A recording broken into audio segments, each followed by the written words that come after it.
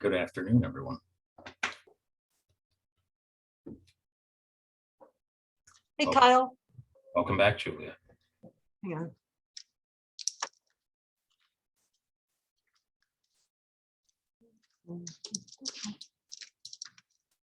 Oops, if you have them on correctly. It's that kind of day. Yes. How was your weekend, buddy? Oh, good, but busy. Yeah. Do you have kids? No. I just some pets and trying to juggle lots of friendships. And I mean, I'm in a contract right now that is going to end at the end of this month. So, job searching, things like that too. Yeah, that's hard. How was Yeah. your week? It was good. My son got me some really pretty flowers, and my daughter got me a really cool sweatshirt. It has Snoopy, when he wears the sunglasses, he's Joe Cool, right? Yeah. So it's like completely covered with little Snoopies with sunglasses on it. So that was like my favorite thing. And my husband made me a lovely dinner, and I was extremely lazy, and I got to finish my book. And so, yeah, I had a great weekend. That's excellent. Yeah, I don't know what I'd do without them. They're good eggs. It's nice when you like your kids. That doesn't always happen, but it is really nice when you actually like them. They're nice people. You can spend time talking to them and you don't feel like it's a chore. Yeah, that's always nice. Hey. Oh, my daughter can push my buttons though. My son and I, we're much the same. Like we have similar personalities, but my daughter and I are polar opposites. So.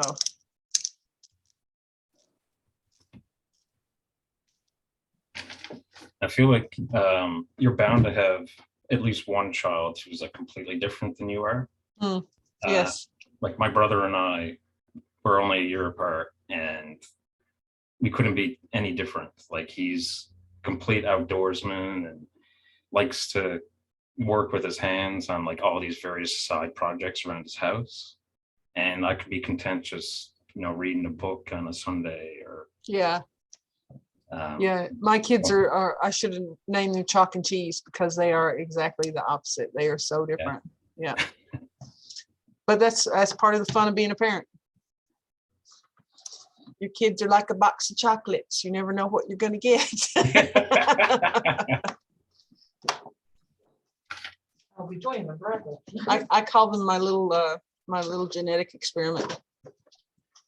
Hopefully not one that went wrong. No, this was a very successful genetic experiment. My son looks like my husband and acts like me, and my daughter looks like me and acts like my husband. Yeah. So I think that was pretty good splicing of genes there.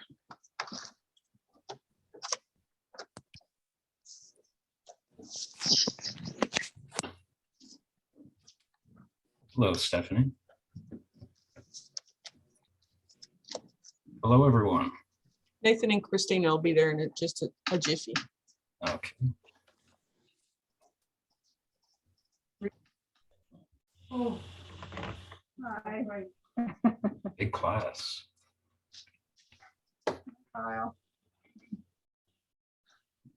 Sorry, I didn't hear. Was that Sharon? Yes. Hi, Sharon. How are you? All good. And yourself? Good. Long time no see. Yes. Hope everything's good.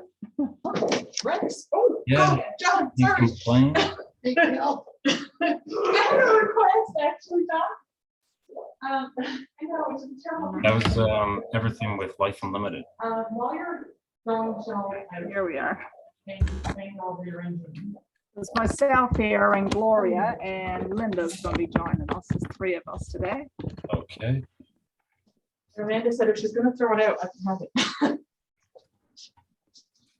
Doesn't have to be. It can be a little bit like longer this way because like there's space where the card is. But I'd like to get rid of the people. Not like throw it out, but like down the basement to the rest. So if you see something, I would love it. And Amanda told me you were the person to talk to.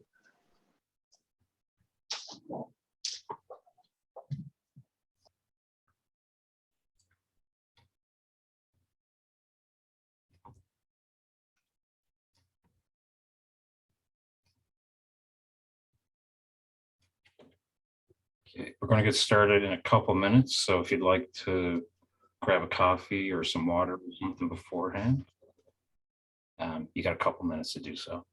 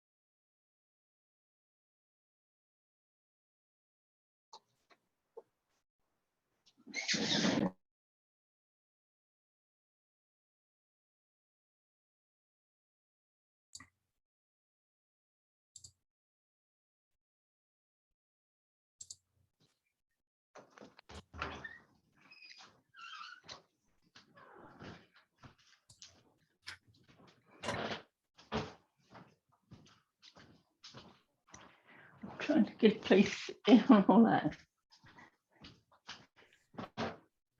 Oh dear.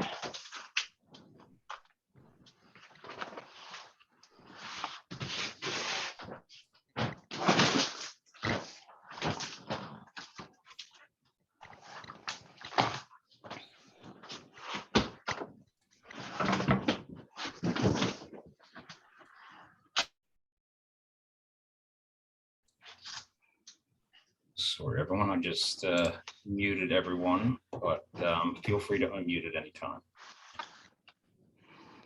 It's not muted now, is it? Not yours. No, you're still unmuted. Oh, okay.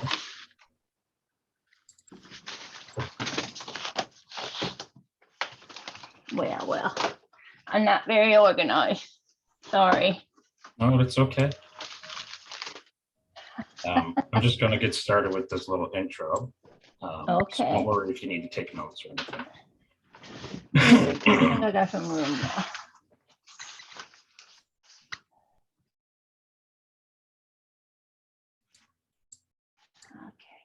Okay. So welcome, everyone. My name is Kyle, and we're doing a train the trainer program on how to access digital resources. And today we're going to be covering internet, computer, and device basics.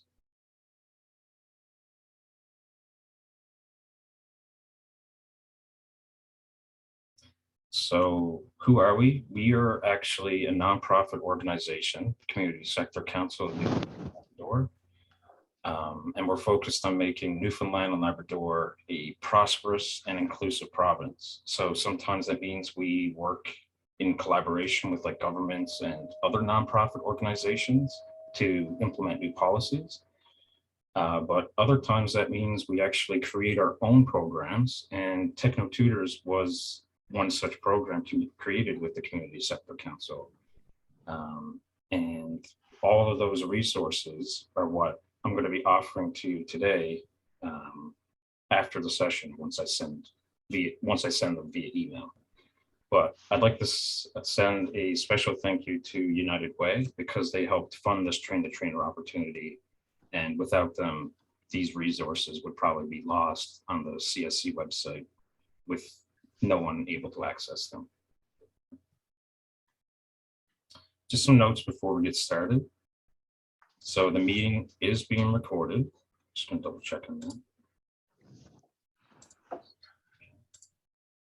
I expect the session to be about an hour and a half to 2 hours tops. You don't need to take notes because the slides are going to be included with the rest of the resources. That said, if you want to take notes just for your own learning, that's perfectly fine as well. Feel free to turn off or on your camera depending on your comfort level.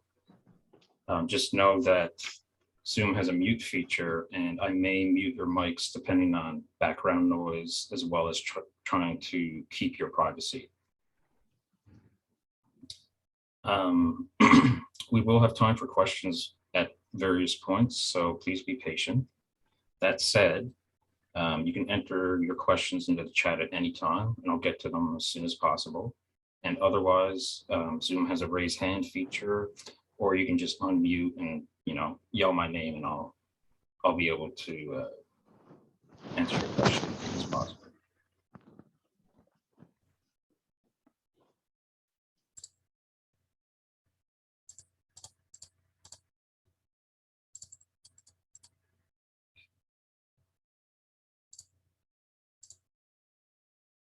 So welcome everyone. What are you hoping to learn about today? Or is there something specific that you came here for besides the resources themselves? Like what were you hoping to learn? Or if you just want to introduce yourself, feel free to unmute and do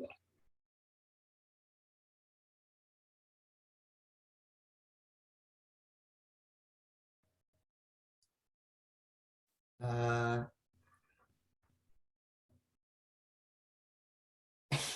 I'm not sure what to expect out of the course, as I'm not sure what's going to be like what all we're covering, but I'm here from the CCRW since this training opportunity was offered to me. So I thought, the more knowledge you have, the better. So that's why I'm here. Well, welcome back, Mackenzie. Thank you.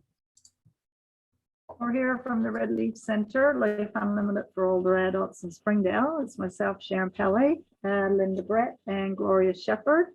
We've done a lot of sessions on Techno Tutors, and we've really found them helpful. So we're back again. Welcome back, Sharon. And we have great trainers. We have high expectations. Okay, so I'm starting to sweat now. Thanks for that. You're welcome. All right, so I'll just start with what resources I'll be sharing afterwards. So by resources, Techno Tutors actually designed a ton of curriculum with PowerPoint presentations, these practice activities, like reflection activities, things like that. We've developed step-by-step guides for some of our programs, and we've even developed glossaries with technical jargon that might be confusing. So some of the topics that we cover, and you'll have access to these resources after the class, just an overview of computers, an introduction to hardware. So that would include the computer itself, like a laptop or your cameras, things like that.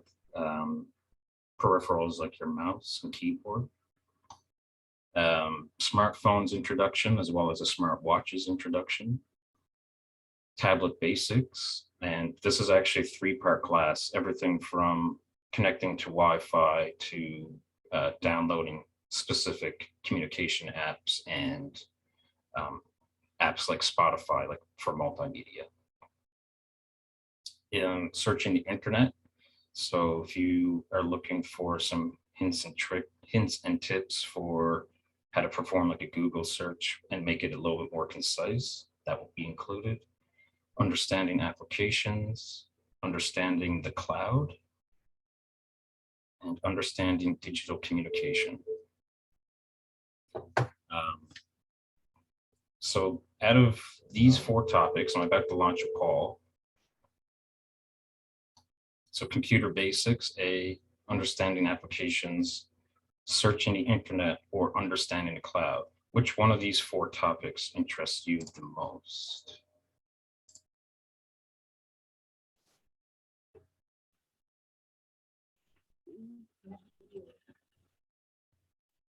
I don't know.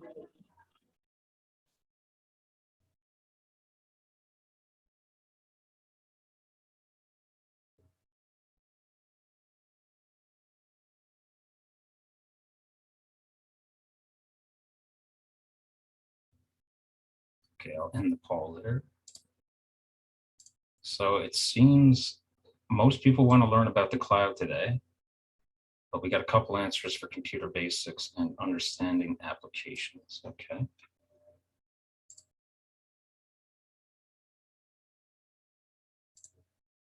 Understanding the cloud. Got it.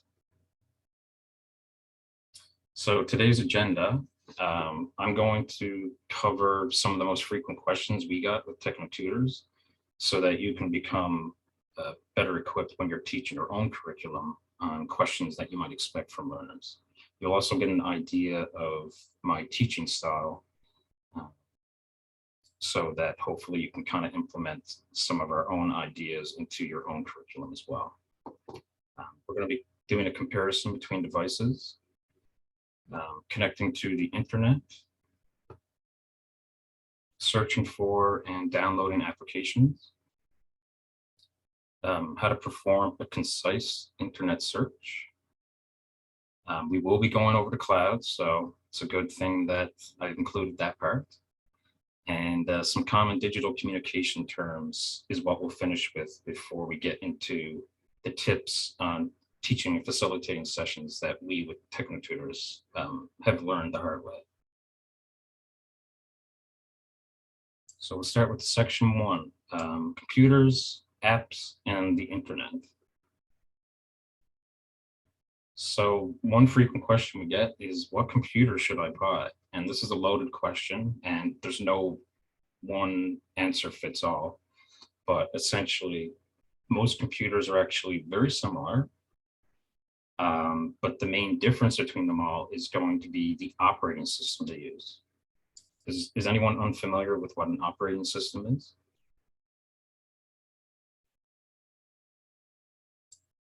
Essentially, an operating system is basically the software that works in the back of your computer, trying to make sure that the hardware is running well, that you can download programs and lots of other things that would otherwise you'd have to probably code. So it makes it a lot more user-friendly. Some examples of major operating systems. Mackenzie, I use Linux on personal computers, but Windows for, oh, thank you, Mackenzie. So Linux is actually, it can be a tricky operating system, but it sounds like you're familiar with Windows too, so nice. I see Julia's answer, framework for the software. Yeah, you're essentially right. Just some major operating systems. You have Windows, iOS, or Mac operating system, Android, Linux, and Chrome. I think that covers pretty much all of the major operating systems, but a lot of people have created their own operating systems through Linux as well. So going to, yeah, open source operating systems are the best.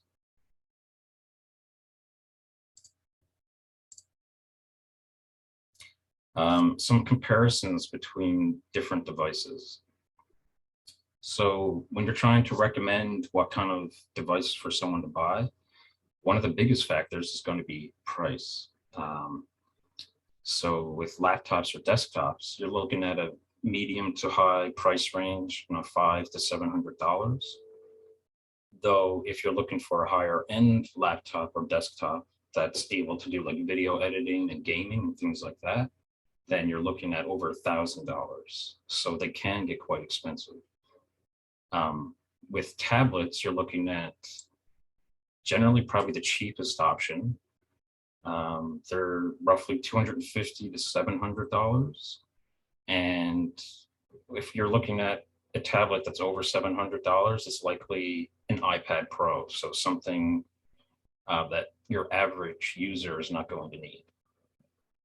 Then you get into smartphones, which tend to be the most expensive because you're dealing with a device that not only can answer phone calls and send text messages, but it's got a high quality camera, and it's also got the computer itself. You can search the internet, you can access apps. So the smartphone is a lot of devices in one essentially, and that's why they tend to be the most expensive, particularly when you're looking at, say, like an Apple iPhone. Another factor to consider is the simplicity of use. Laptops and desktops can be very difficult to learn, especially if you're new to computers. And that's mainly because of the operating system within. Even MacBooks can be tricky to navigate when you're first getting used to them. Whereas tablets and smartphones are generally easy devices right out the gate. You're able to connect to Wi-Fi. As long as you're able to connect to Wi-Fi, you can pretty much do anything on your tablet or your smartphone instantly. But then we get into the screen size and battery, which is another important factor. So with laptops, you're looking at anything from 11 to 17 inches for your screen. With a desktop, you're probably looking at, well, any size. Like for example, I have a television at home that I just plug in with an HDMI cord, and that way it works sort of like a TV. If I wanted to watch YouTube or Netflix, the desktop allows my screen to be any size. With tablets and smartphones, you're going to be a lot more limited to the 11, 15-inch range on a tablet to roughly 4 to 6.5 inches on a smartphone. In terms of the charge on your laptop, probably 4 to 8 hours. Tablets generally are 3 to 10, but smartphones, you're getting 8 or more than 10. And that's because it's a multifaceted device that requires that's able to do a lot of different computing functions. But at the same time, the smartphone is a really small screen, so it doesn't use as much computing power as the others. So now that we've chosen a device, what about connecting to the internet? So Wi-Fi actually runs through what's called Bluetooth. A Bluetooth connection is essentially just a wireless connection that's very short range that allows you to transmit data from one device to another, downloads and uploads, that kind of thing. By short range, probably like 10 to 12 meters. So you're looking at a building, for instance. You're not going to be able to use this far away from the source of the Wi-Fi. um, which is where the limited area comes in. They're also low bandwidth and low power. So by that, it means if you're connecting over Wi-Fi rather than through a direct Ethernet connection, you're looking at slower download rates as well as slower upload rates for whatever files you want to download or upload.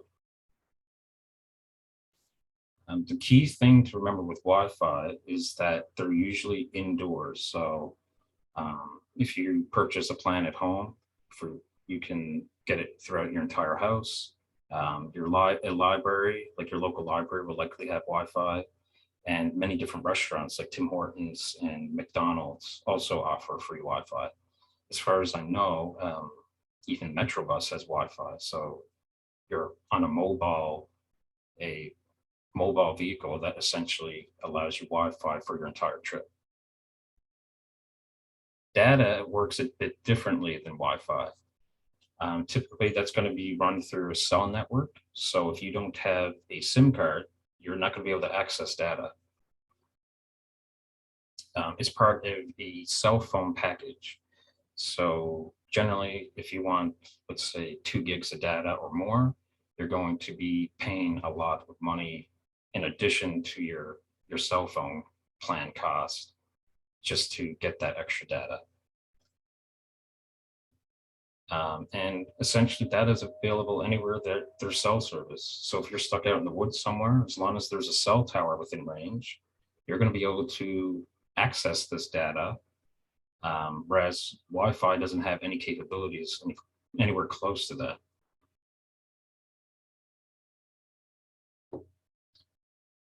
So how do we connect to Wi-Fi? Generally, you're going to be looking at a similar process, regardless of whether you're using Apple or Android, but you're going to be looking for the settings icon or the gear icon on your home screen. So on Android, it looks like a gear like this. And on Apple, I think it looks like almost like a stovetop icon, but both of them will be listed as settings. So you tap settings, which will lead you here. On Android, you're going to have to tap connections and then tap Wi-Fi. Whereas with an Apple phone or iPad, you're going to be tapping just Wi-Fi. You're going to be looking for the Wi-Fi directly from here. Then we choose which network to join. So 2 things on this.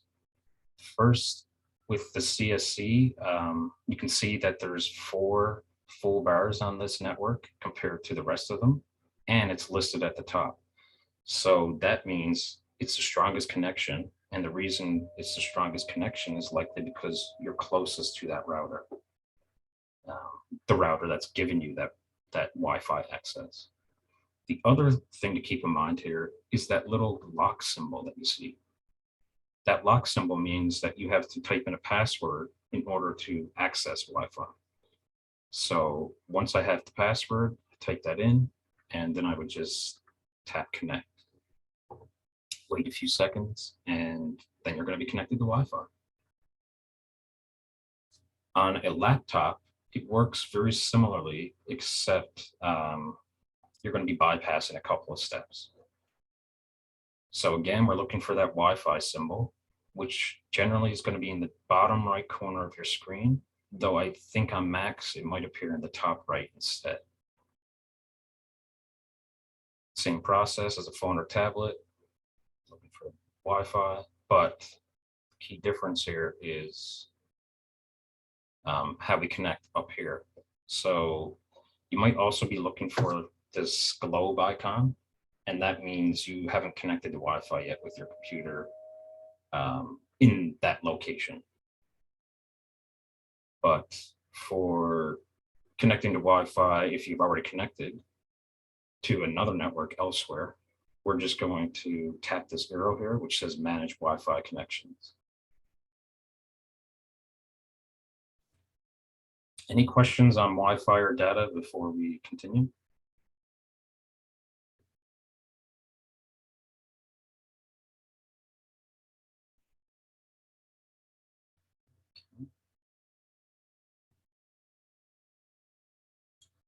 So another common question we get is about downloading applications.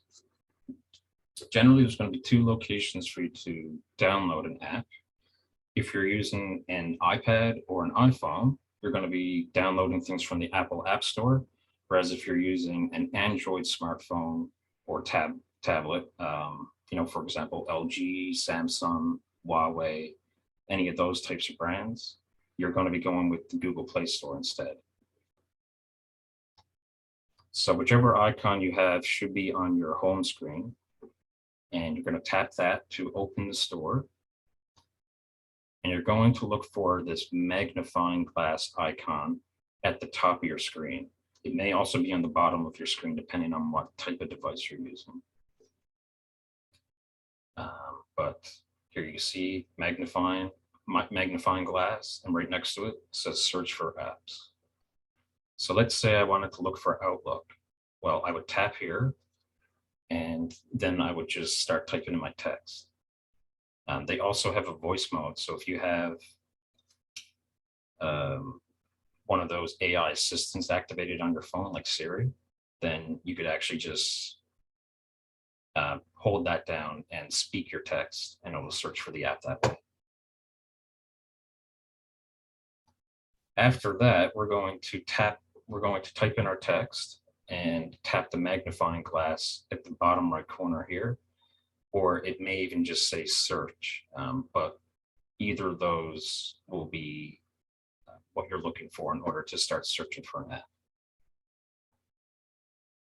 And you're going to tap install or get and wait for the app to download. I think it's install on Android devices, whereas it's get on Apple, but they both mean the exact same thing otherwise. And these two are indicators, if you see these words, that the app is free, or at least it's free to download, and there's features within the app you'll have to pay for. So generally, you're going to wait for this little circular bar to appear around your app, and once it reaches 100, you'll get the open button prompt. So we can just tap that, and that will open the app. And internet browsers. So at the top, all devices will include an internet browser of some sort. And an internet browser is essentially a computer program or an application that allows you to view websites. Generally, like I said, they will come pre-installed on your device. So if you're using an Apple iPhone or an iPad, generally you're going to have Safari downloaded or installed instantly.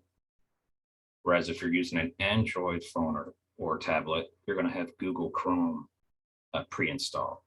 That said, Microsoft Edge over here and Firefox, as well as Opera, there's a ton of different other internet browsers that you can use. Brave. But an internet browser, like I said, allows you to browse practically any website. So without one of those, unless you have some good coding knowledge, you're not going to be able to access websites on the internet. All right, Quiz Whiz. So what's an example of oh, I don't think we did digital footprints. Just ignore this one, sorry. Should be a different question. But let's do live demonstration. Got a question there. Is DuckDuckGo still mobile only, or is it full standalone web app now? I don't know if they have a program for downloading, but the search engine, like through their website, is pretty fully functional. Oh, okay. So you can download it as an extension for your desktop. But I personally just use the website version, and it's perfectly fine. So the first thing that we should go over, we're going to be covering the cloud shortly, but we talked about computer basics or understanding applications. Okay. So how about we go over understanding applications?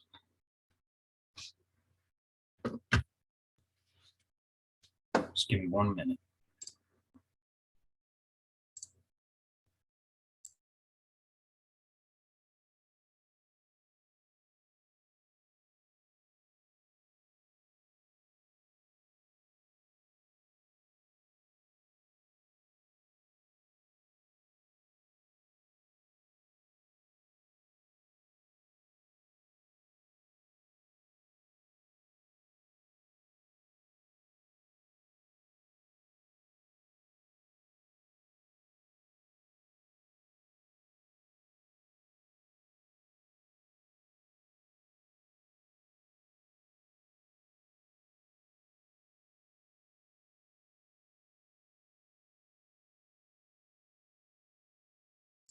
Sorry about that.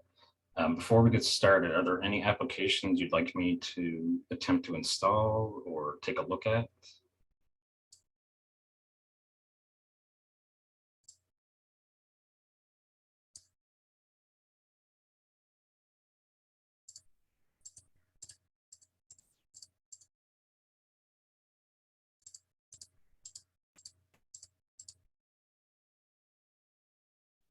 Okay. Let's install TikTok. Okay, you got it. So the first thing I'm looking for is this app store down here. So I'll open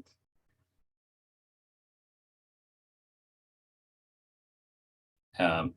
Just as I thought, we're on an iPad right now, but the search button is in the bottom right corner, if you can see that there. Down here.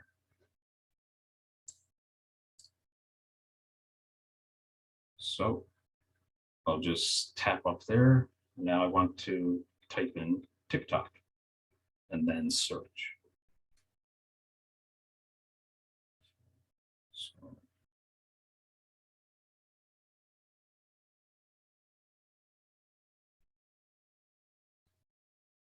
now, if you see that cloud icon with the little down arrow, that likely means that we've downloaded the app before, but it's no longer installed on our tablet.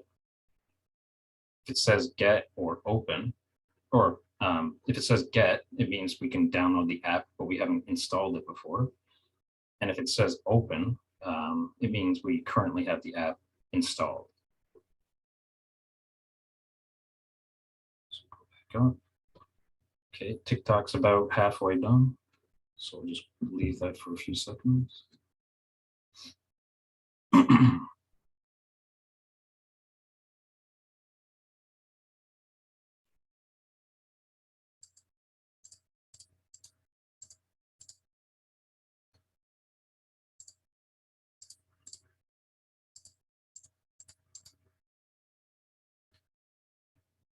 Now, the thing with TikTok is they might ask me to create a profile right away, but I think you can navigate without having to create one. So let's try it out.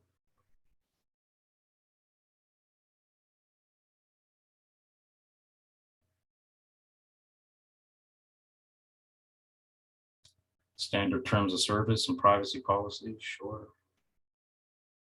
Never know what you're agreeing to these days, though.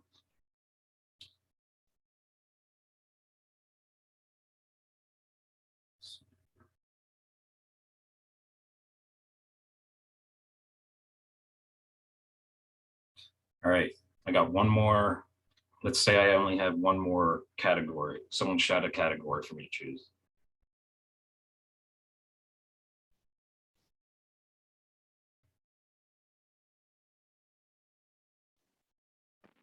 How about motivation and advice? You got it.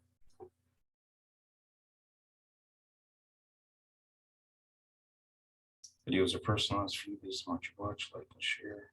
Okay. Now I might need to mute this.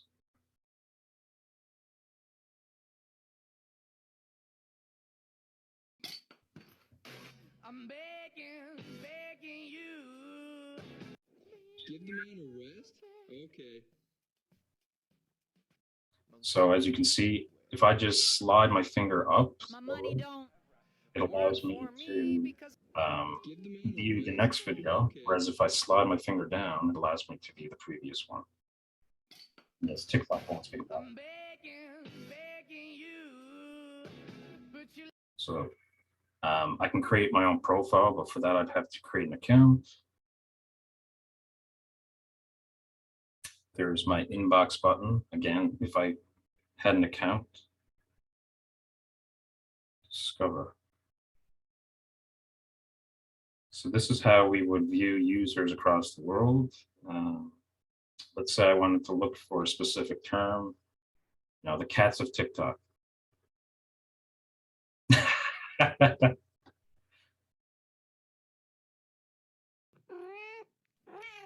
So cute. I'm a big fan of cats. I certainly hope I don't become the recluse cat guy, but it's far from the worst thing that could happen.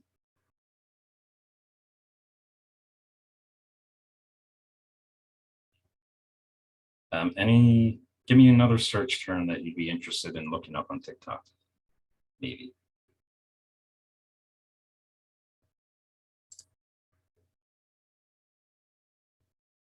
Okay, Julia says puppies. Let's do it.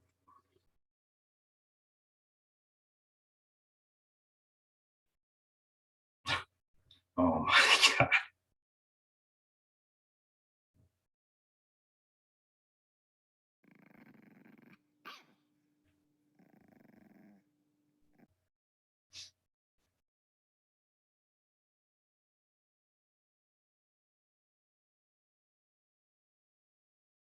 Oh, so adorable.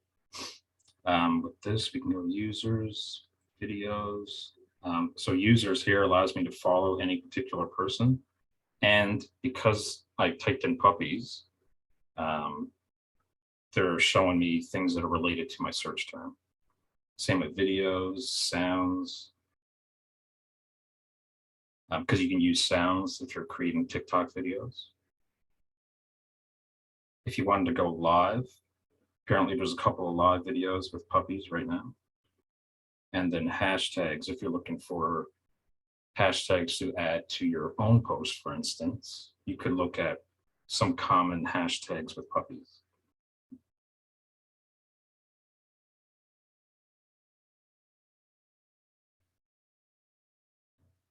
Just first close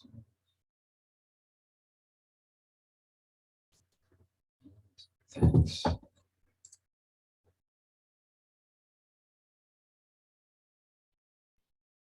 I know, I thought that was another dog at first too, but it was just a large toy, thankfully. Oh, are we trying babies next? You know what? Let's do one last search. Let's do it. Everything cute.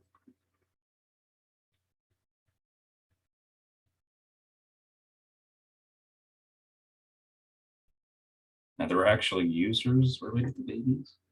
Gotcha. Videos.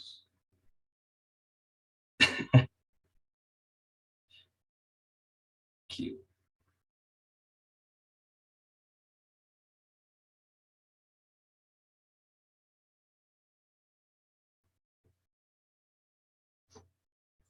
Any questions on downloading and then accessing an app afterwards?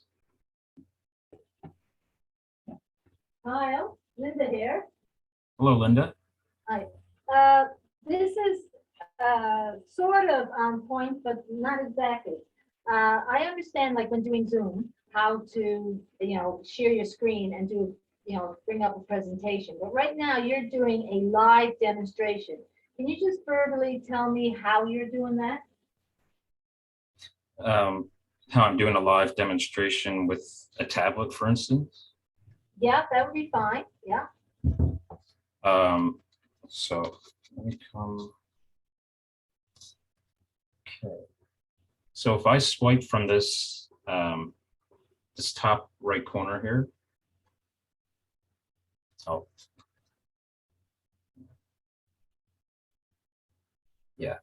So it's like a diagonal swipe. Yeah, I know, I'm familiar with that, yes. Yeah, and then we get the screen mirror. It's called screen mirroring. So that Oh, would, okay, I've yeah. done that with TV, so I can do that with my computer as well? you can do that with your computer or your TV. That's correct. Okay, and so therefore, then that image that's on the tablet is now being projected through your computer, and because your computer is in Zoom, we can see it. Is that correct? That's right. Super. Do you understand the screen sharing from Zoom? Or Yes. would- Yeah, yeah. no, I got that. But for this one, yeah, that's to show the presentation. So would your screen sharing would still be in place? Yes, your screen sharing would be in place because what you're doing is you're projecting the image from the tablet to your screen. And then as long as that screen sharing is in place, then it will be through Zoom, right? To your participants. Yeah, I can't demonstrate what it looks like, but let's say I wanted to share this tablet for the first time. I would go down to share screen like you normally would, Yeah, except there'll be a couple of options at the top. One is going to be screen for everything that's on your computer screen. yes, The next one is going to be whiteboard in case you want to do like annotation or like brainstorming, that kind of thing.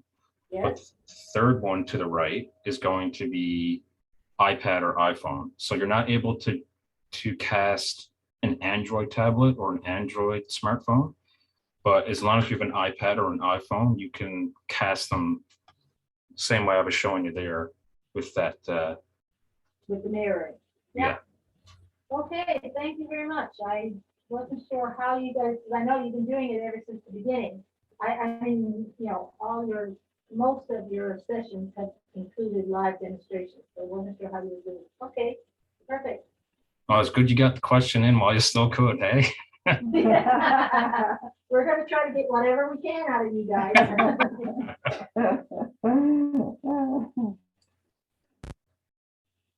Awesome. So let me go back to the presentation. Any questions on the things that we've covered so far? Or comments?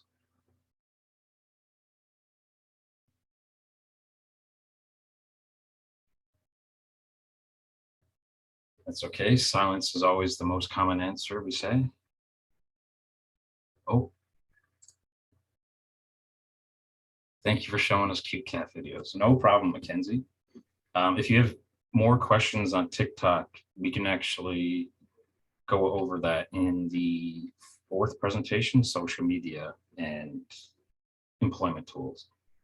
I have a comment or a question, I'm not sure, but most of the apps that you show, can you use your laptop to go into the sites that may be just like the app? Like TikTok, for example, you can use your laptop for it, right? Yes. Or your computer. Now, a lot of them will have limited functionality. Like I know Okay. Instagram, for instance, they've only just put in this new feature that allows you to make posts from your computer or the website. But Okay. beforehand, you had to actually, in order to make a new Instagram post, it had to be done on a tablet or smartphone. Okay. I was just curious. Thank you. No worries. Well, is our applications actually more complex? Like, can you do more with applications than you can if you go to the website, or is it just that it's different? I would say it's more to do with functionality. So some websites actually work better than the apps. I would say for example, the Zoom app isn't as fully functional, or the Zoom program isn't as fully functional as the website. Like in order to adjust your Zoom settings, you would have to use the website. You can't do that through the app.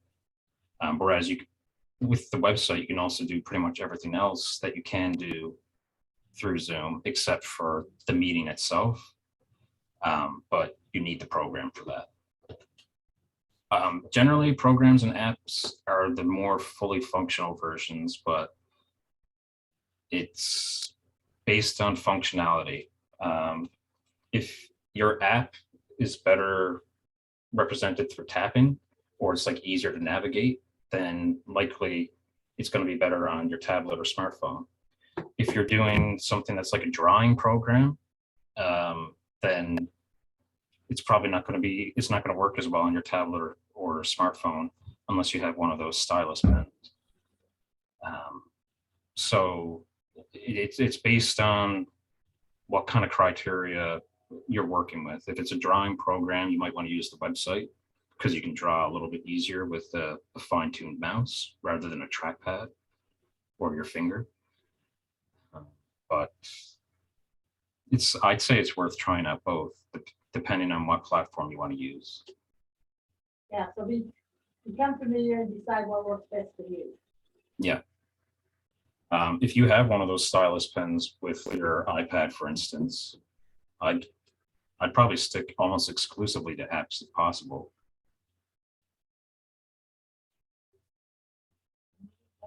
There are a few programs for art on iPad, such as Procreate Create. usually require a pen. Yeah. Just for another example, Canva, you can use the website to canva.com to design your own like website templates or Instagram posts, like whatever you want to create on Canva, it's pretty much possible. If you're using the program or the app, it's less functional, just because trying to draw something on your tablet with your finger especially is difficult unless you have a stylus pen like Mackenzie mentioned. Any other questions or comments? Oh, On desktop, I use GIMP and sometime. I still use GIMP. I can't say I still use Microsoft Paint. That one's a bit outdated, but GIMP is good.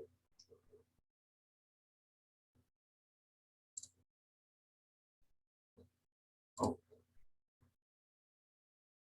Still have Paint, Patricia. Yeah.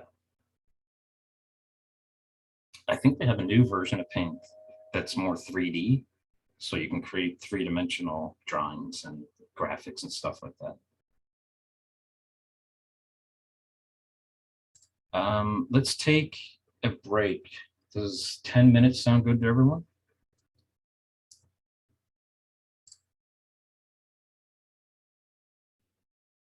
Sure. Okay.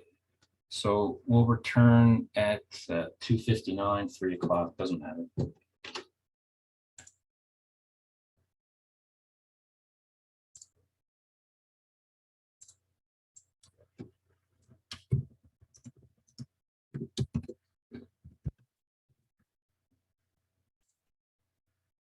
Excuse me. Okay, see you shortly.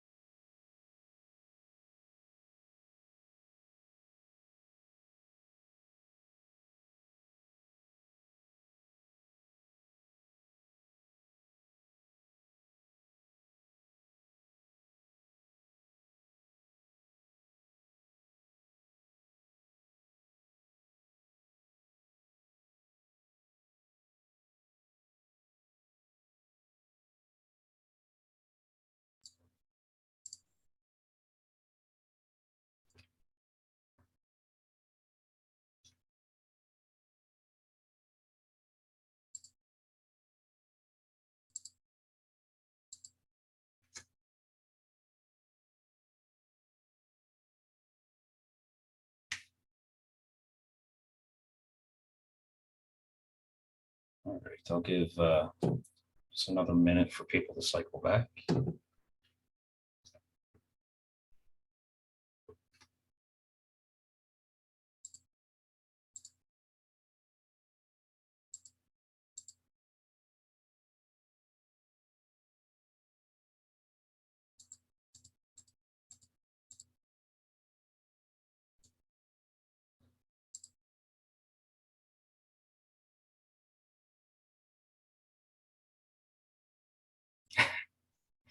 Yeah, you're not wrong.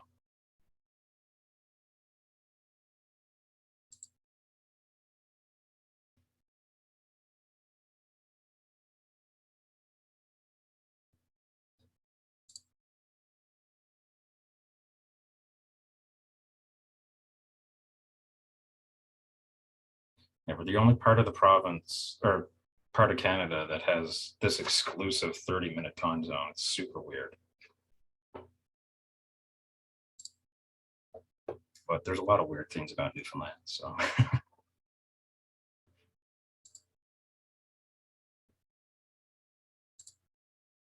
All right, let's get started. So now we're going to go into the second section, which is the internet searching, cloud, and some common digital terms before we finish with some tips on facilitation. So searching the internet, another common question we got with techno tutors. How do you perform an internet search? Or how do we even type in the website that we're looking for? Well, generally, you're going to be looking at the search bar at the top of your screen, or it may be on the bottom, depending on what device you're using. But that search bar is where you're going to enter the name of the website you're looking for. So for example, zoom.com, and then you're going to tap search or go, or you're going to tap the enter button on your keyboard, depending on what kind of device you're using again.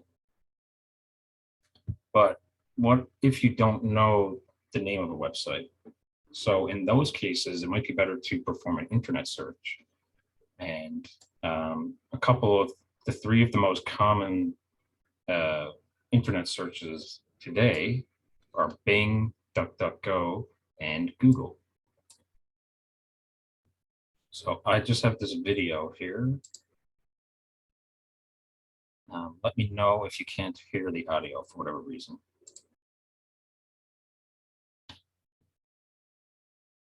We're now going to have a look at what these few search engines look like and how they function. Starting first with the gold standard of search engines, Google. You can just type into the search bar whatever you like and hit enter or Google search. You can also use the I'm feeling lucky feature, which will bring you to the top result. As you can see, I searched for dogs, and this is my result. The Google layout is to have all of the results on the left-hand side, and on the right-hand side you'll see a knowledge graph with general information usually found from Wikipedia. We have billions of results from this search, and the more specific we get with our search, the less results and more accurate the results will be. Google gives us more options to refine our search by providing examples of other searches by Google users. You can see here under People Also Ask. We can also view our results by images, videos, shopping, news, and more. If we scroll down, we can see all of our results. We can also see some related searches and go to the next page or skip to any page number. Next, we're going to look at Bing.com. Bing's main page looks different in that we have some news articles right on the bottom of the page. So we can click on those if we're interested in that, or we can type our search right into the search bar like we did with Google. Once we've made our search, we can see that it looks much the same as Google. We have results on our left, and we have the general information on the right. And Bing also offers us suggestions to refine our search even further. It's suggesting that we refine our search by breeds, facts, diet, and so on. We can also see that there are much fewer results than found on Google.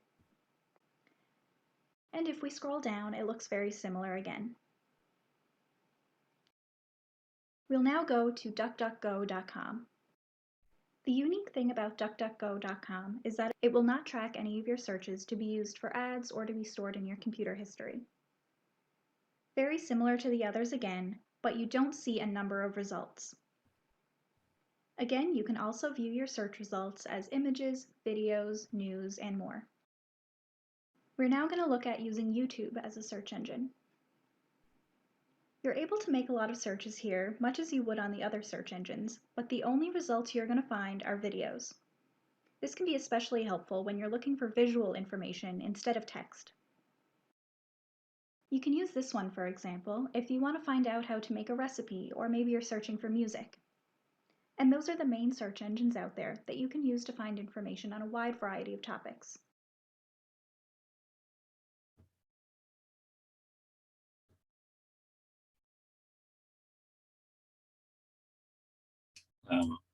Any questions on searching the internet before we continue on? I have a question. I hope I don't live under the rock, but in case I do, I've never heard of DuckDuckGo. Is that like a really new one, or that's been around for years? I've heard of the other ones. DuckDuckGo's been out for a few years now.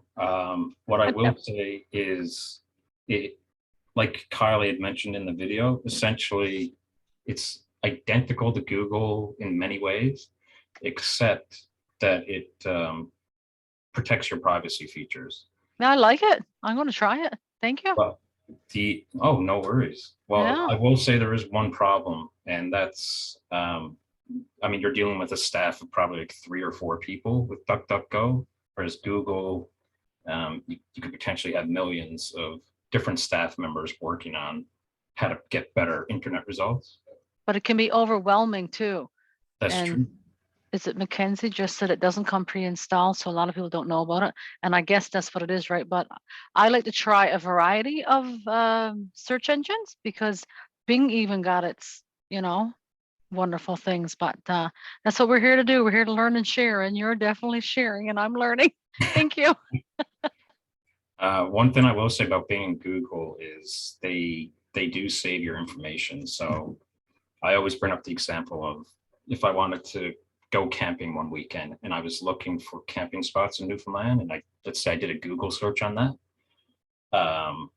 I could start getting ads like over the next week or two of like tents and different places near me, different types of equipment like portable coolers, things like that. If you use DuckDuckGo for your camping searches, none of that information is tracked, so you're not going to get private or directed advertising.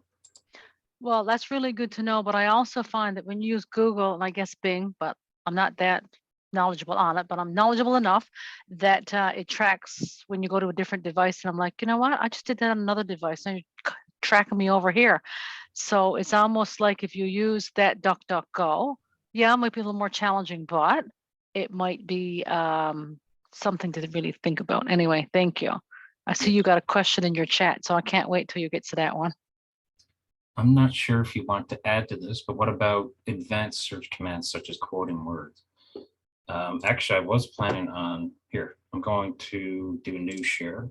Let's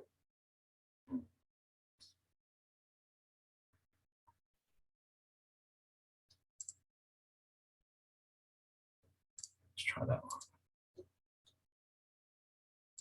So everyone can see my screen here, looking at websites.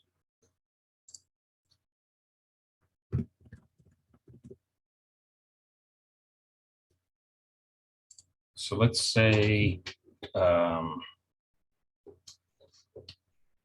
what's good search?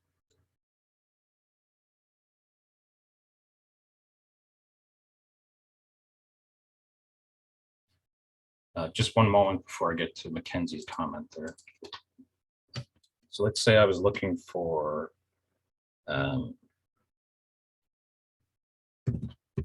different breeds of dogs. I could use, I mean, with a term so broad, I'm going to get a ton of search results. So how can I make that a little bit more specific? Well, let me try this search first.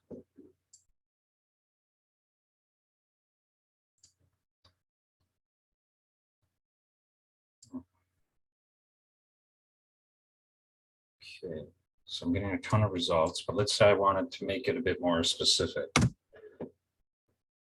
So if I didn't want, let's say a collie. Asking why, I would love to have a collie, but.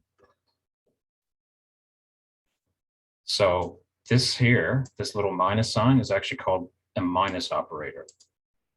So the minus operator ensures that any word that follows, so collie, is not going to appear in the search results. So I could be given every breed of dog except for collie with a search result like that. And you can see 174 million results. Now, if I wanted to include, say, terriers, now you see these quotation marks here. That type of operator makes sure to include that word. So right now we have 174 million results. If I do a search, look at that, I'm down to just under 16 million results because terrier is now the word of focus. So although I'm looking for different breeds of dogs, they're going by terrier breeds. So, I have a question.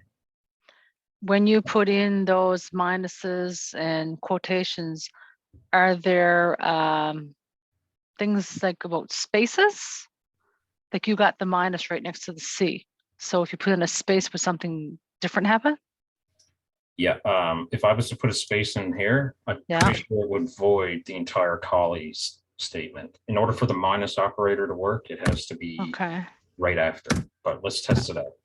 Okay. I can't remember what happened. Yeah, so the minus operator is supposed to remove the collie. Okay, all right. But now it's actually showing they think I want to search for collies. Okay. So you see how just one punctuation mark changes the whole result. Yeah, I just thought that was important to know. Are the minus operator and the quotation marks similar, or are they the Boolean search? No, huh? Booleans are different, and or and but they're different than those operators. I like this. This is great. Oh, well, they are different. And I'm pretty sure Google actually has other types of operators you can use. I know there's an asterisk one, but I can't remember exactly what that does. I think if you use it something like if you want things with Canada, maybe for example, you put CANA with the asterisk and it'll give you every word got CANA. I'm thinking that's what it is. Oh, that's right. Yeah. So I'm pretty sure the asterisk is for spelling. So if you don't know how to spell a word like molasses, for instance, you could try this. This is fantastic, by the way. My gosh. I'm glad that you are enjoying it. So just pretending that this didn't show up here. I know I got chocolate spelled incorrectly. So let's see if they kind of finish that word for me. Yeah. So molasses is coming up despite the fact that I don't have the whole word. If I was to get rid of that asterisk operator. Okay, so it is still kind of working, but it might not be as specific. So let me just 640,000 versus 400. Yeah, so we've cut out. Made it more specific. Yeah. Wow. Yeah. Thank you. You're welcome. Great demonstration. And your videos are great too. Oh, thank you so much. Okay, I'm going to go back to.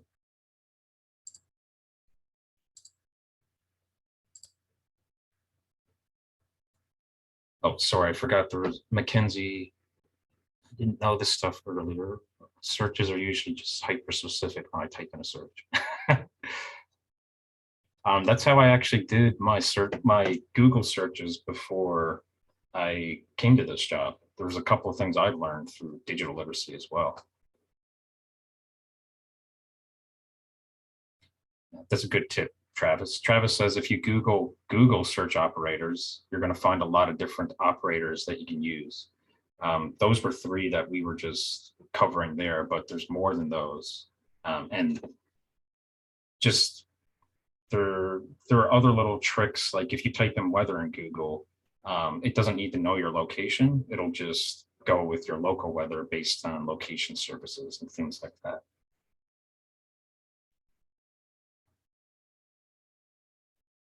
Oh, Kim's got some information on Google search in there as a link if anyone wants to check that out. Nathan, I find the asterisk less helpful the more Google tries to improve its natural language processing. Yeah, you are definitely right there. You mean Google is trying to spell properly?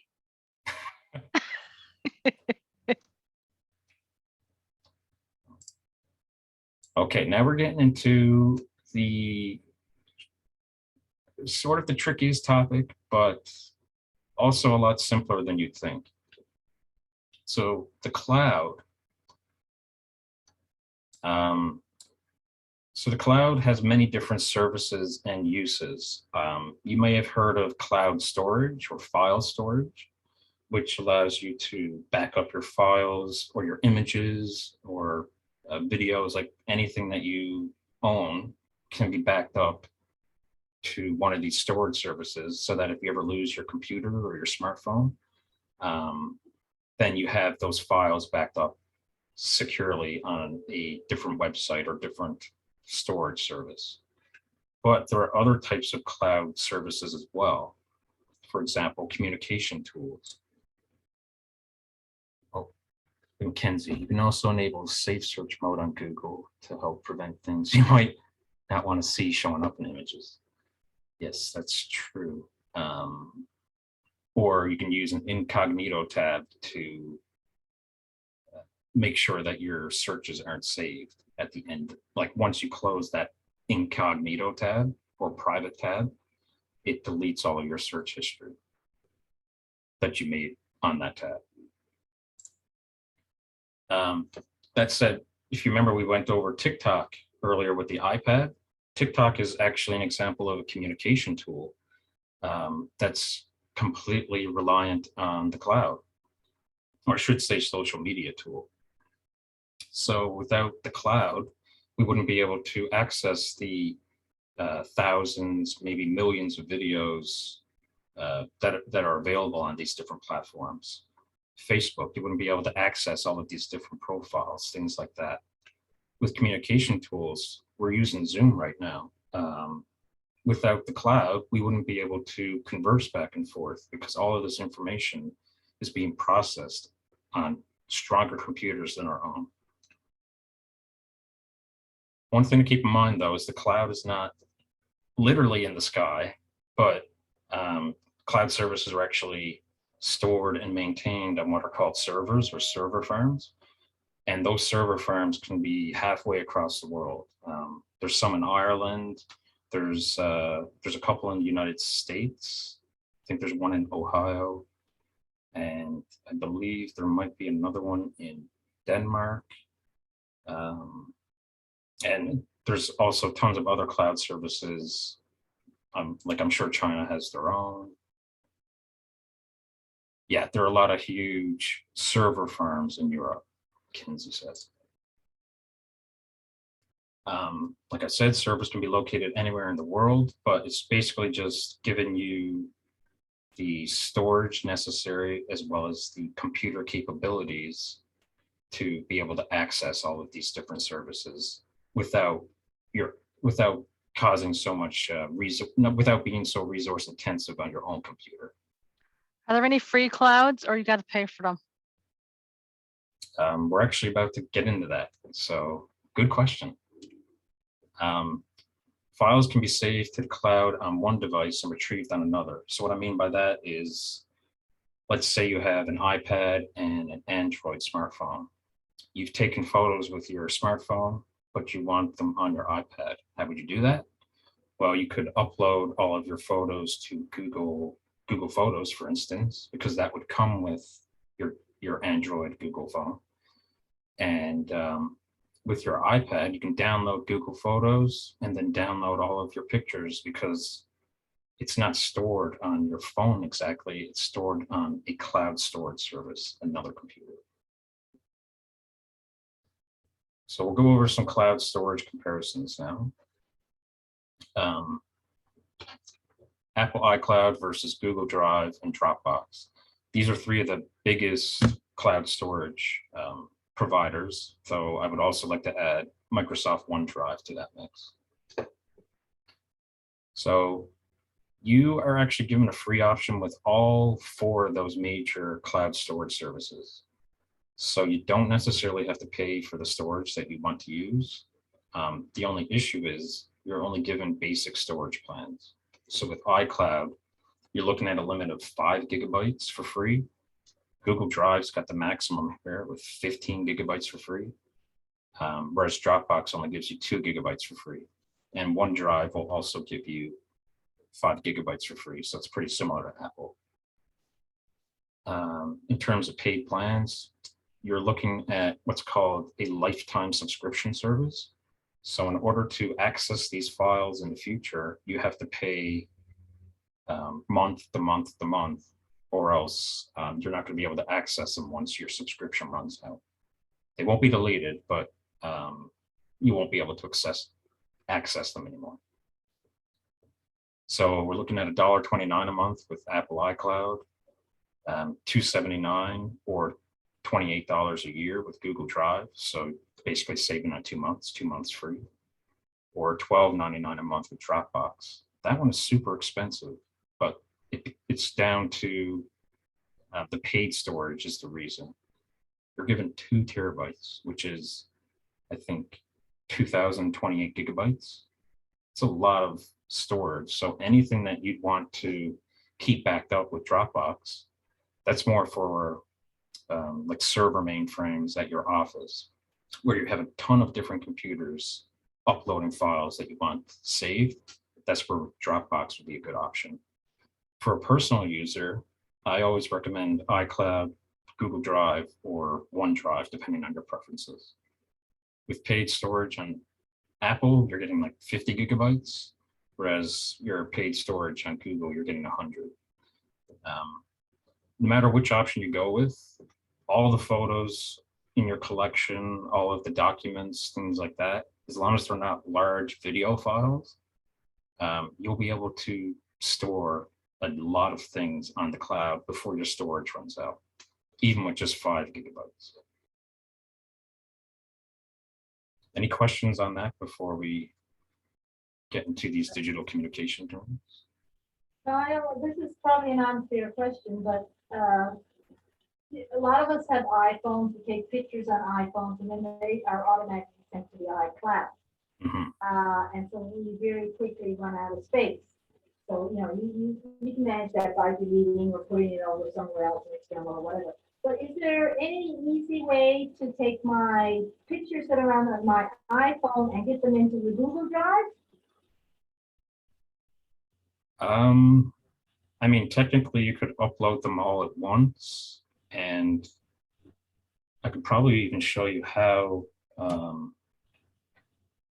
over the live demo if people are interested. It's okay if not, it's fine. It's just that it is I was just trying to figure out, because I'm getting inundated lots of times with, oh, you're running out of space. iCloud. Now I've cleaned up my computers and my iPhones and everything's fine now, but it is a common problem. I We think, can keep it for right now. That's okay. well, I think both Apple and Google have these syncing services where you can just press a syncing button and it will upload all of your photos, all of your files at the exact same time. I've just never heard of Apple cooperating with Google, but I mean, Stephanie here says you can auto backup from iPhone to Google Drive. So maybe this is more of a, I don't want to say newer feature, but these companies are starting to cooperate more now that we know a lot more about cloud storage. So it could be that at the touch of a button, you can just press sync and back up from your iPhone, and it'll put all your files onto Google Photos, as long as you have that app as well. Oh. Yeah. Okay. Apple is finally wanting to play nice. Wow, that would be a good one. Okay, thank you. No worries. And thank you, Stephanie.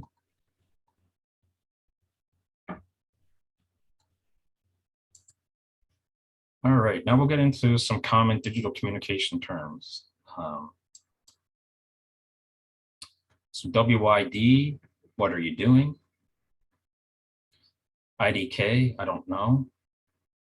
LOL, everyone has probably seen this one before, but laugh out loud. We've seen examples of people who don't know what laugh out loud means.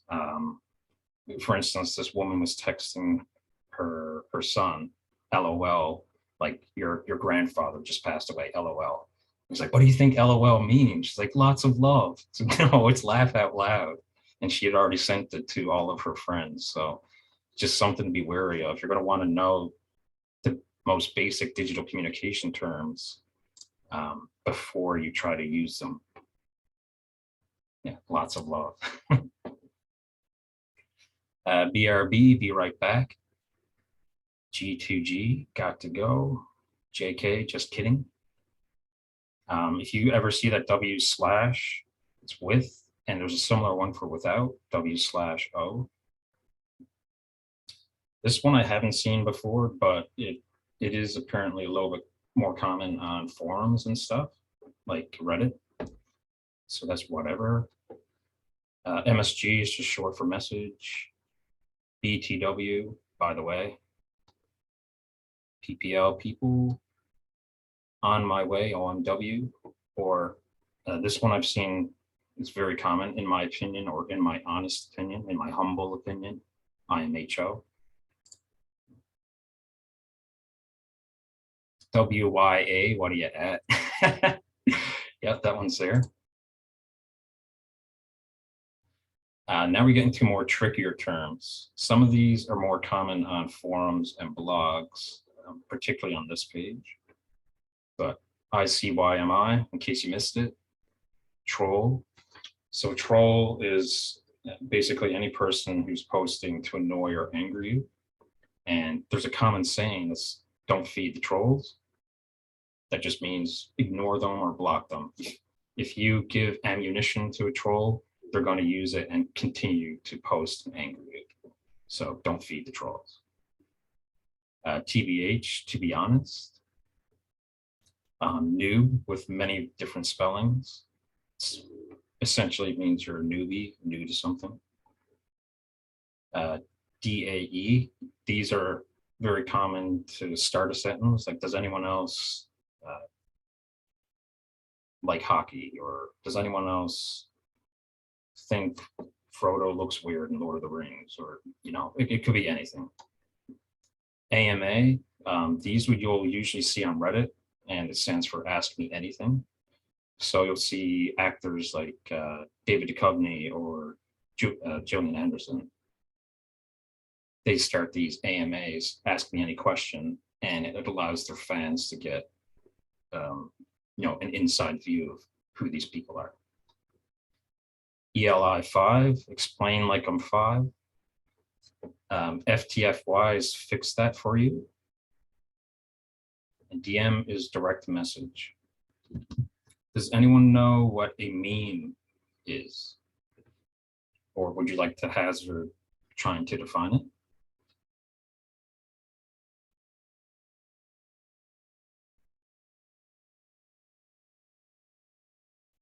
Or a GIF, if you'd like to try to define that one.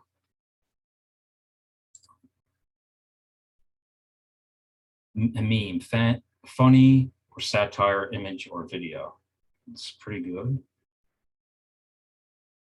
A meme is essentially when you superimpose a comment on a photo. So it could be, if you've ever heard of Bad Luck Brian, it shows like this positive phrase at the top with this like nerdy looking photo or high school photo.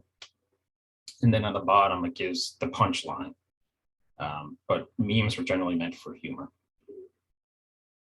Mackenzie says memes are something shared by collective culture, but on the web, it's usually top text bottom text stuff. Yes, you're right. I think memes were actually a term coined in like the early 80s or late 70s in a novel by can't remember his name. Anyway, now we'll get into GIFs. So a GIF is a very short video that repeats itself, but it acts like an image. So a GIF won't have any sound, but it's like several images playing in a row, sort of like a brief animation. Another one I've seen on the internet.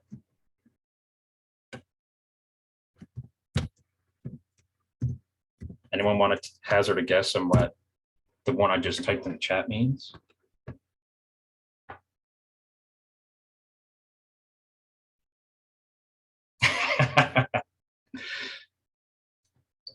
Yeah.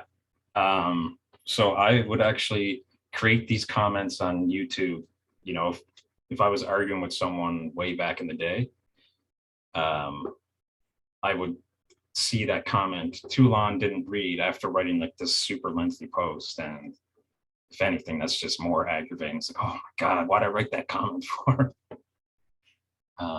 IIRC, if I remember correctly. Actually, I haven't seen that one before, Mackenzie, but that's another one. That's another good one. Thanks for sharing. Anyone else have digital communication terms they might have heard, or even a term that you've heard but you don't understand? Maybe we can kind of try to define it together.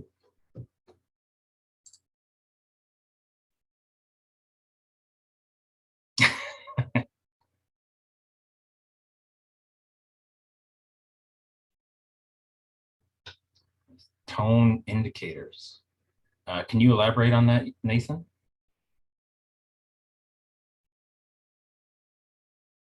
Oh, and Danielle says TIA, thanks in advance. Oh, for example, ending a message with /s indicates that the message was intended sarcastically. Oh. So that's what though, okay, I've seen those tone indicators before, but that must be a relatively recent phenomenon, is it? The dreaded 3 dots. Started on Reddit. And Nathan's got a link there of tone indicators as well. I know that everybody is busy when they message, but what's wrong with good old fashioned writing it out? Message will always get through properly. Oh, that was always my saying. I would type all of the text out, You and still do?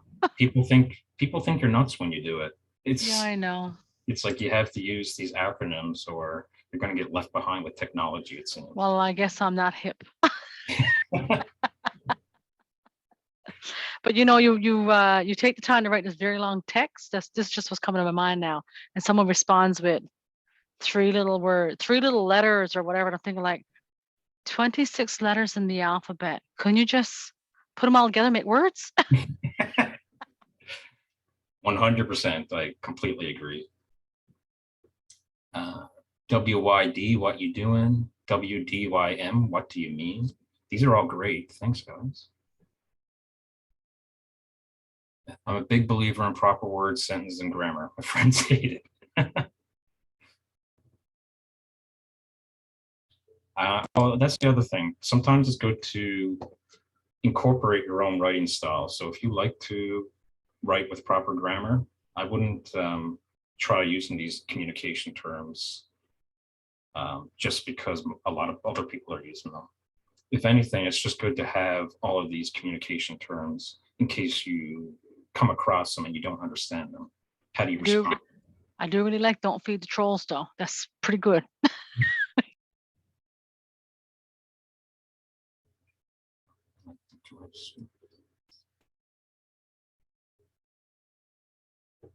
Oh, Stephanie brings up a good point. She's been lectured by her teenagers for using periods at the end of text messages. When you use a period at the end of your text message, that's supposed to indicate a certain tone. Where it's generally more serious or even angry at the user. So if you were mad at your boyfriend, for instance, you could say, okay, period. And that would indicate, don't talk to me right now, I'm upset with you. And Mackenzie, no period equals casual. Yeah. 1 period equals serious. 3 dots equals uh-oh. And 3 dots can also indicate sadness. Yeah, sometimes an emoji means something different than what it literally is. But Nathan said, there's a common one now. The skull emoji means you're dead, but it's meant as a funny, like, oh, I'm dead, I'm dying laughing, that kind of thing. Not like you're actually dead, but you can see how someone would get tripped up by that type of emoji. And yeah, it is a whole new language, and it probably does require a dictionary. All right, Quiz Whiz. So which cloud storage service gives you 15 gigabytes for free? Is it OneDrive, Dropbox, Google Drive, or iCloud? I'm going to launch a poll there now.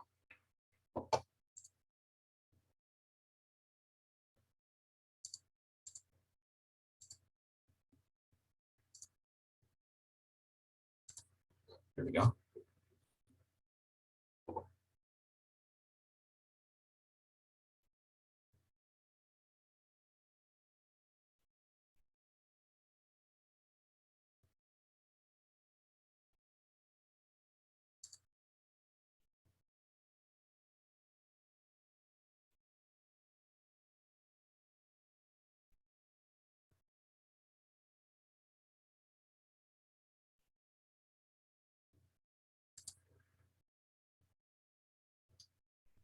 Okay, looks like we got a lot of good answers.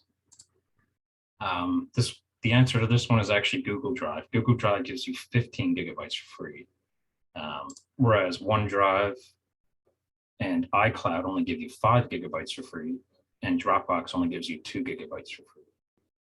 So if you're looking for the most storage for free, then go with Google Drive. All right, time for a live demonstration. So we got some interesting ideas.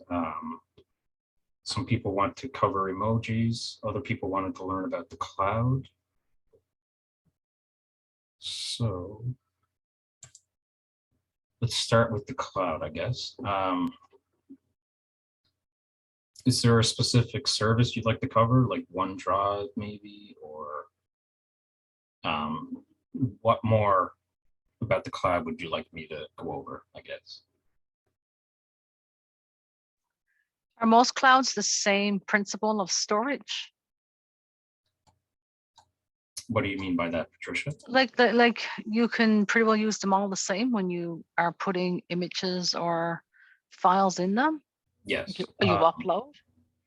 And a lot of people actually tend to use multiple different cloud versions or cloud Okay. storage services. So Okay. say I wanted to use Google Drive, but I was running out of space, I could also use iCloud for the final 5 gigabytes and upload some photos there. Or if I wanted to keep my 5 gigabytes of photos on iCloud, but I also wanted them on Google Drive, I could download from the iCloud to my new device and then upload to Google Drive from my new device. I'm not confused at all. Yeah, well, for me, either or will be great because I don't use a lot of them. I use OneDrive, but it's a work thing. I would say Google Drive is a good one for the storage space, but if you're used to OneDrive or iCloud, stick with those storage services. If you're not, like, there are some slight differences that will make going between them a bit confusing if you're not used to them, but generally they have a lot of this similar features that make them easy to navigate.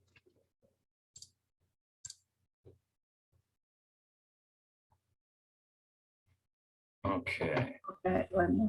So Kyle, I use Google Drive, like, so we share a link and then we can both, or 3 or 4, work on the same document.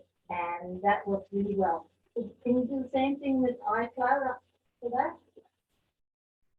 With the Google Doc, you mean? Yeah, Google, no, not with Google Docs, but I mean, when you use Google Drive, Google Drive works really well with, using Google Docs through Google, or are you using Google Docs through the Google Cloud? Or is that separate? So Google Drive actually encompasses all of their services. So if you have a Gmail account, the emails that take up storage on your Gmail, that's actually taking up to 15 gigabytes of the drive. Same with documents, things like that. So Google implements all of those apps together really well. I don't think iCloud has anything similar besides their own drive itself for uploading like your photos and music and things. However, Microsoft OneDrive has all of their services built in. So if you wanted to build a presentation with Microsoft PowerPoint or a Word document with Microsoft Word, that would be the same concept. You would create those files online if you'd like, and they would save automatically to your OneDrive, taking up that extra bit of space. But for the most part, if you're paying for Microsoft OneDrive for whatever reason, you're going to want to stick to Microsoft apps. If you're interested in Google apps or like Google Drive, you're going to want to stick to those Google apps because they implement very well with themselves, but I wouldn't say they implement very well with other devices, unless you're using like Google Photos, for example. That does work well even on Apple devices. Okay, thank you, got it. No worries.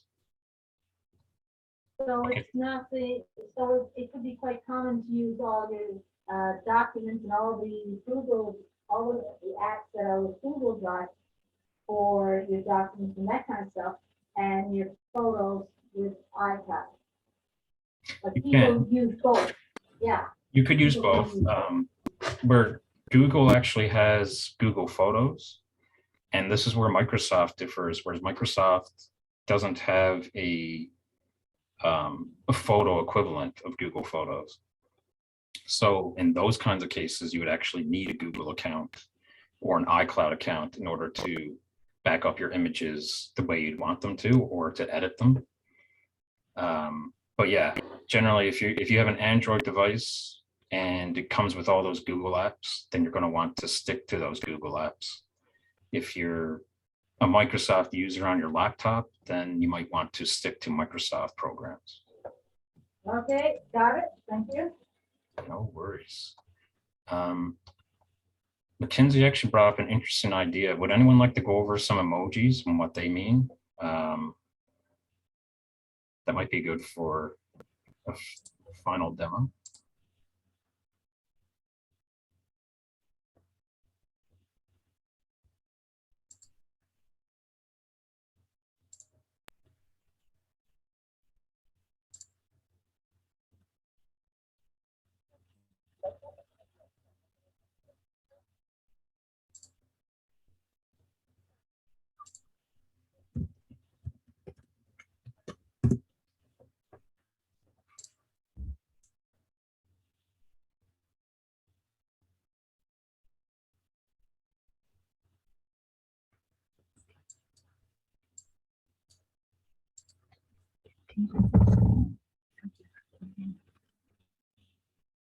All right, someone give me a category that they'd like to learn about.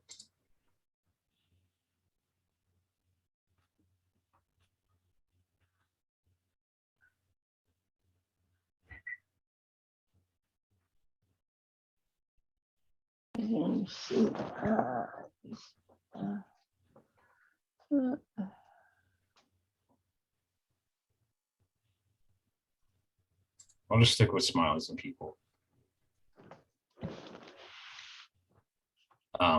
So Emojipedia is great because it actually tells you exactly what each type of term can be used for, and it shows multiple uses for why you might use a term. So to give an example,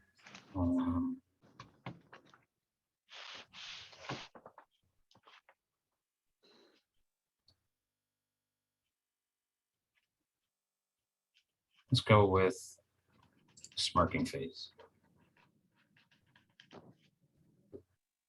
Sly, smug, mischievous, or suggestive. Often used to convey flirtation or sexual innuendo. Oh, funny. And another thing to keep in mind is each heart, depending on the color, actually has a different meaning. So the red heart, as you would think, is for love and romance, but you might see an orange heart from a friend.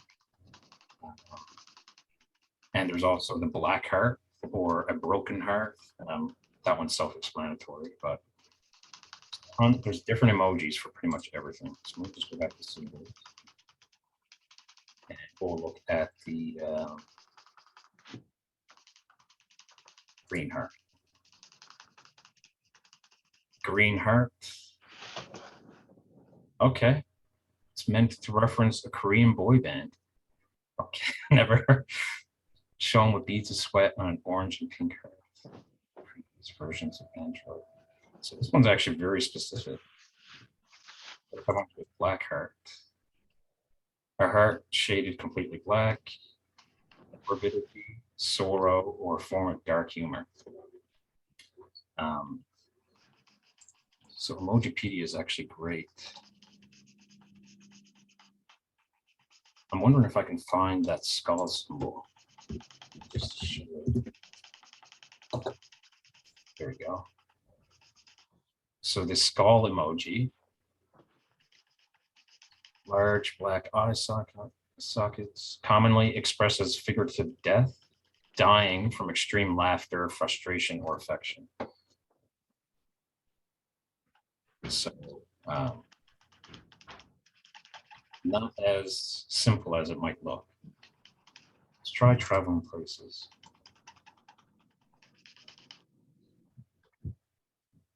Okay, these ones are pretty self-explanatory. Does anyone have like an emoji idea that they'd like me to search?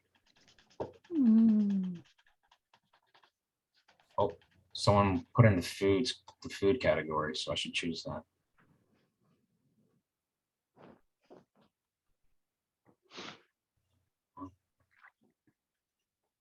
Thanks for all this information, Mackenzie. Go to food and drink. There's certainly some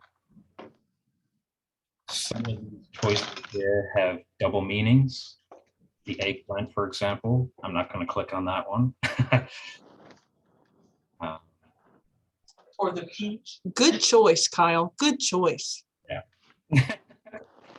But let's see what popcorn means. Okay, it's literally edge of one seat. Maybe used to express engagement. Oh. So if you were watching something very intense, you're like, this latest episode is incredible. And then you put that popcorn down, you're on the edge of your seat. Or if you were listening to someone's, or like in the middle of somebody's conversation online, you could put the popcorn because you're watching back and forth. Yeah, internet fights. That's like Mackenzie said, internet fights going on and on there. People are watching and putting the popcorn emojis up saying, ooh, what's going to happen next? I like that. I've heard of someone in a real life example using a blow up couch, and they just blew this up on the middle of the street and watched a fight outside. But I guess you could do the similar thing on the internet by just sending a popcorn emoji. I see popcorn used when people are watching internet fights going on and they are watching. Yeah. So all of these emojis, I guess the point I'm getting at is they tend to have a very basic concept of a meaning that anyone can interpret, but they also have a hidden meaning that's created through experience. People see it on the internet and they kind of want to emulate what they see. But there's also ones for hiding things from your parents, I believe, if you're using specific emojis or code letters. It can be like, my parents are watching, can't talk right now, that kind of thing. So basically you're telling us to avoid all fruits and vegetables, right? I mean, it might be for the best if we're being honest. Just saying, because like none of them have turned out to be anything decent. Okay, just saying. Okay, thank you. No problem. And you're right. Let's get into activity. Okay, yeah, so these ones are more self-explanatory. Seem a lot more PG.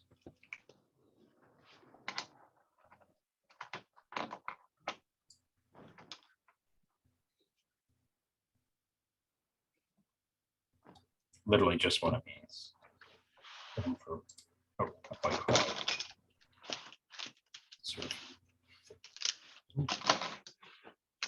Any other emojis you'd like me to take a look at before we dive into tips for facilitation? We're getting close to time there now. Snowshoe. Okay. Oh.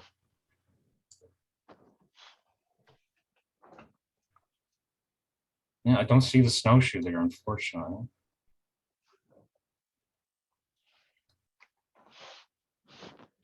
What does it say about the globe emoji?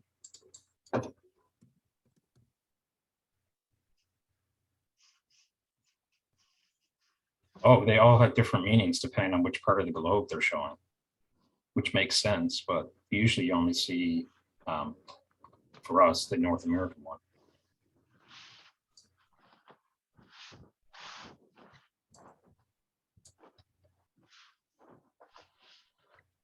Oh, Nathan says, just got to get creative and use two. So instead of a snowshoe emoji, you just use snow and then a sneaker emoji, and then you got your snowshoe.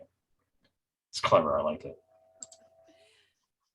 Yeah, thanks for the suggestions, but I kind of figured that Canadians were probably not in charge of developing emojis. I think you're right, darling.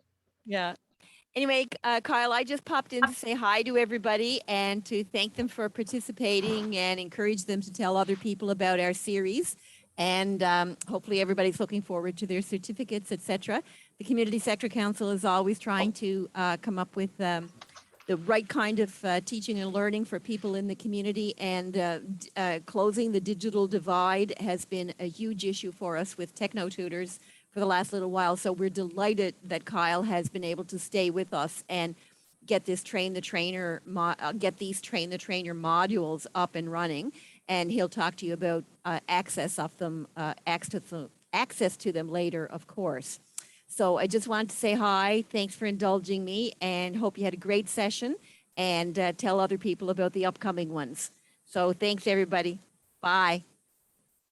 See you, darling. Yeah, sorry, I'm off to another Zoom at 4. Bye-bye. Bye.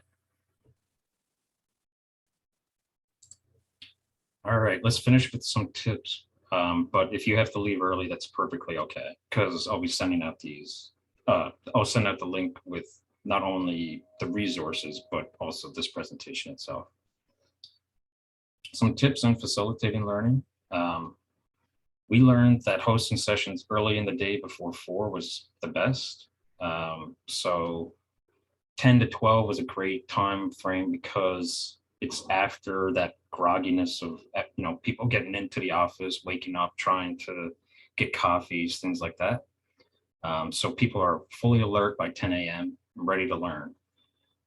You're also going to want to incorporate, leave time for people that need to take lunches. So 12 to 2, we discovered weren't the best times for teaching, whereas 2 to 4 was another great afternoon time slot. People are coming back refreshed after eating. They're ready once again to learn. So 10 to 2 or 10 to 12 and 2 to 4 seem to be the best times for teaching, particularly with digital literacy.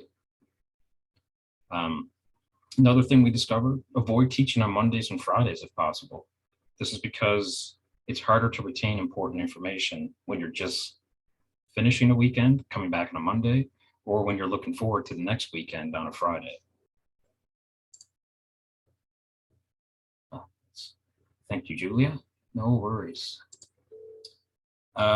Stick to the basics of anything you're teaching. So if you're trying to teach the cloud, don't get into this technical jargon that's going to confuse your learners. If you're getting into the cloud, just tell them, it's not a service in the sky. It's based on something that's very terrestrial. It has a home here on Earth, things like that. Okay, no worries. Take care, Christina. Pause for questions after a major point. Know what you're covering in a session and be prepared for questions. I can't stress this one enough, because if you don't know the material yourself, you're not going to be able to answer other questions, and therefore you're not facilitating maximal retention. On the same token, don't be afraid to admit that you don't have an answer. If you don't have an answer to a question, don't tell what you think the answer might be, or give something that's, junk.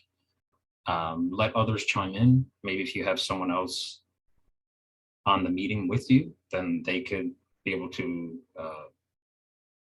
chime in with the answer, or maybe even the people that you're teaching will have the answer themselves. So again, don't be afraid to admit that you don't have an answer, because even as a digital literacy facilitator, you're not going to have all the answers.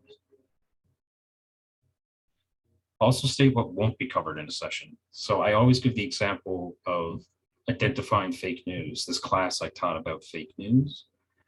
Early on, I was trying to focus on the different types of fake news and how to spot them. But what I didn't state was what wasn't going to be covered in that session, and that was conspiracy theories and things like is BBC News or CNN and Fox, like, are all those fake news because they have a lot of bias.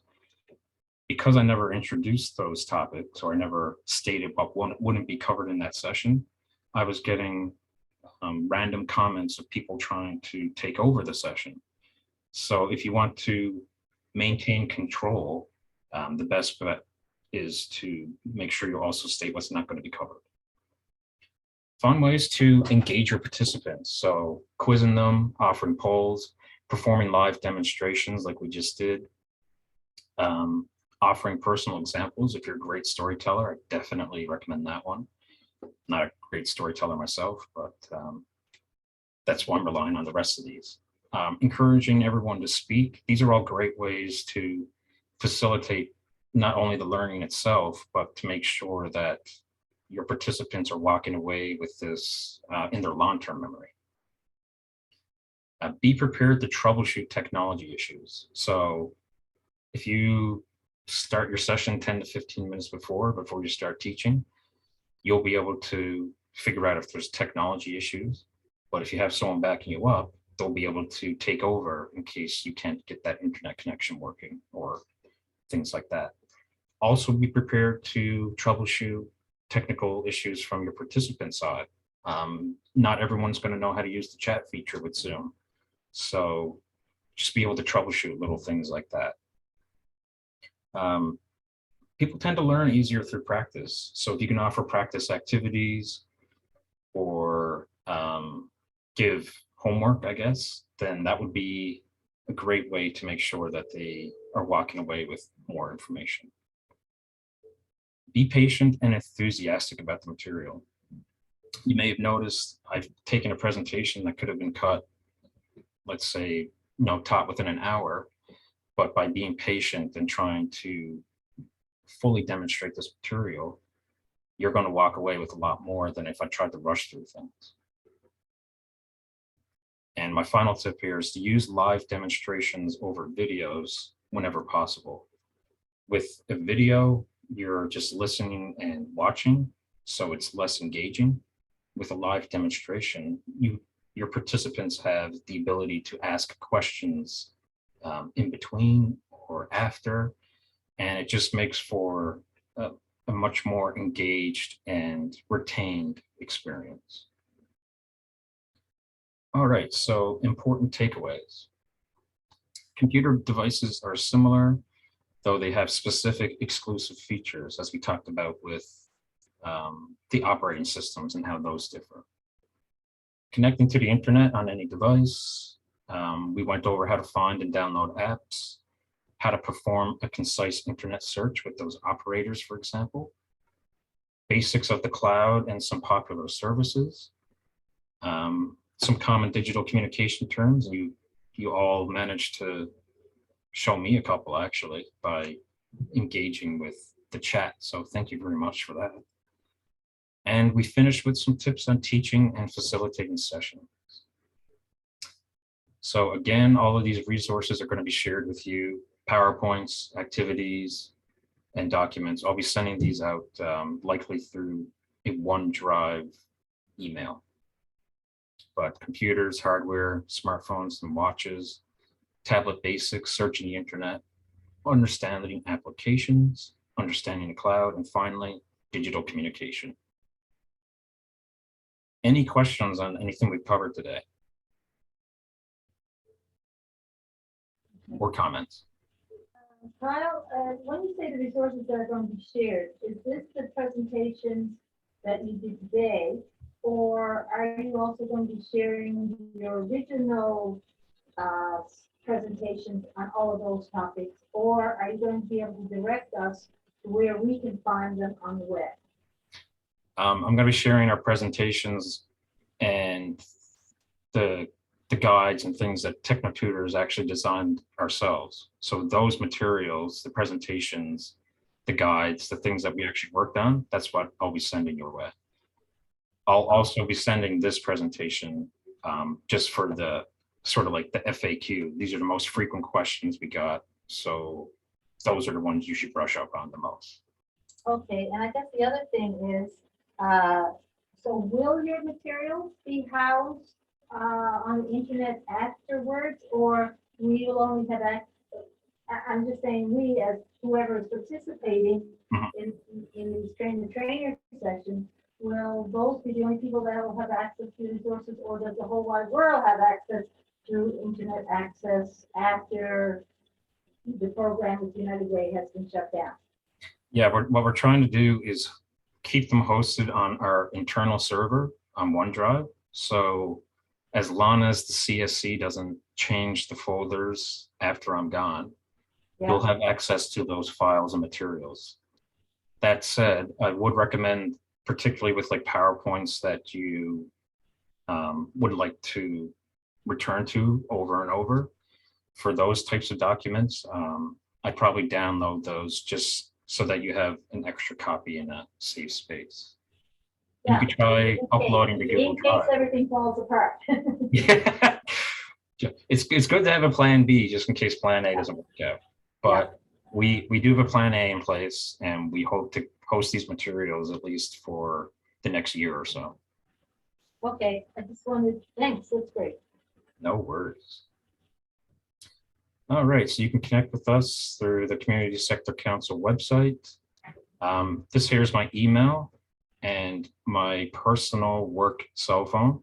So if you'd like to ask any questions based on the resources I'll be sending you or what we covered today in this PowerPoint, don't be afraid to reach out and I'll be able to answer your questions as soon as possible. And thank you very much for attending, everyone. Thank you. Thank you, Kyle. Thank Thank you. you. Oh, you're welcome. Did I just get applause again? Yes, from us. Okay, bye-bye. Bye. Take care, everyone.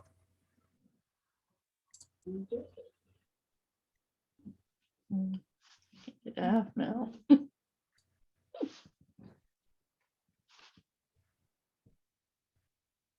Oh, you're welcome. Thank you, Stephanie. Oh, dear. Oh, thank you, Patricia. See you at the next one, I can't get it. probably Thursday.